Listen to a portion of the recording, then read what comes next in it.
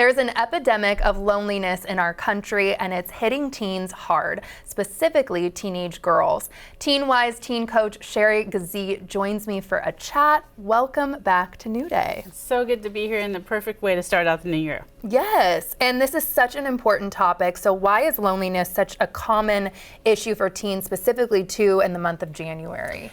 Well, it's an issue year-round, but in January what's happened is they've had a couple weeks off from school. So they're sitting at home, and some of them are sitting at home wishing they were hanging out with friends, but they don't have anyone to contact.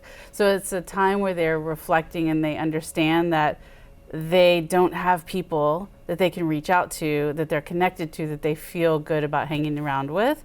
So they understand, I don't have friends. So that's a big piece of it. And then even worse, I think sometimes, is the people or the teens who have that group of friends, but nobody reaches out to them, and they're all hanging out, but yet they're not invited. I know that still hurts my feelings even now, you know, that feeling of FOMO, or like you still want the invite even if you might not be able to go. Exactly. You still want to feel included. Yes. And how does social media contribute, you know, to these feelings of isolation? Well, when kids are at home and they're on their own, they don't have anywhere to go, anything to do, what do? They jump on their phones. So they're on social media, scrolling, and they see everybody else's happy pictures, wondering, why am I not there? So they have that fear of missing out, the FOMO that everybody talks about, but it's deeper than that, because it's not just, oh, I didn't get to go. It's the thoughts that are started from that, like, nobody likes me, nobody wants to talk to me, nobody's reaching out to me, and then that spirals. I'm not likable, I'm not lovable.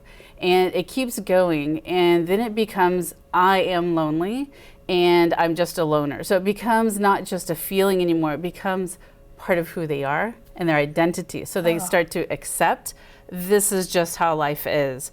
And that then creates these behaviors subconsciously where they disconnect from people. Wow. And is there any tips that you have to kind of help so it's not that circular conversation that I feel like people of any age still have sometimes, where they're like, okay, no one likes me, I have no friends? Yeah, I think it like, I work with girls, I do private coaching to work through this, right, to process through it.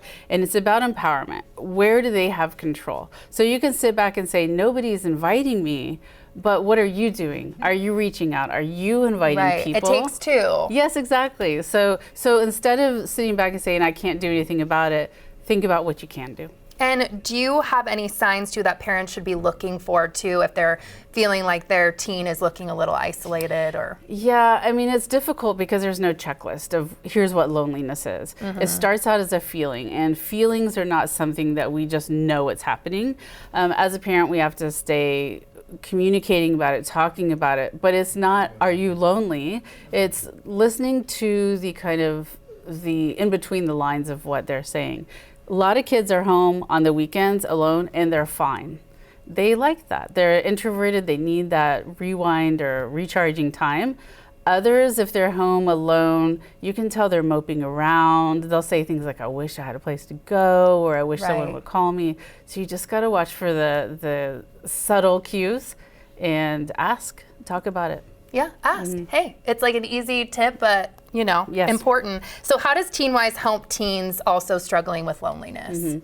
So I work with teens, primarily girls, sometimes boys, that are struggling through this. So I work on the emotional resilience. We have to be, us as adults too, willing to be rejected. So we need to be willing to reach out to people and have them say, no, I don't want to be your friend, or I don't want to hang out.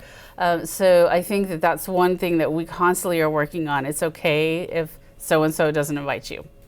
Who are you going to talk to? Who do you feel connected to? And so that's through the private coaching, and we work on that all the time of what are their limiting beliefs, how do they think about themselves. It's not about controlling everybody else, it's about what they're going to do in this world. Wow, and those feelings of empowerment, you know, something that, to your point, parents can ask questions and see, you know, what they can add to those conversations. Right, and I think a really important piece is that when they're talking about it wasn't invited or whatever, that we don't say, oh, so sorry, poor you. Right. You know, we don't create that feeling. Instead, we talk about what they can do, because if we have them really start feeling like a victim, then it's a real issue. Wow. This was so amazing. Thank you so much for being here. And this was just great information for me and everyone as well, and teens.